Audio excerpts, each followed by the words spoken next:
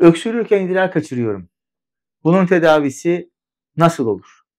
Öksürürken idrar kaçırma, birden fazla doğum yapan hanımlarda olabilir, zor doğum yapanlarda olabilir. Burada eğer vajinal bölgede üst veya arka duvardaki sarkmalar fazla değilse, vajinal lazerle hem sıkılaştırma hem de idrar kaçırmanın tedavisini ameliyatsız olarak yapabiliriz.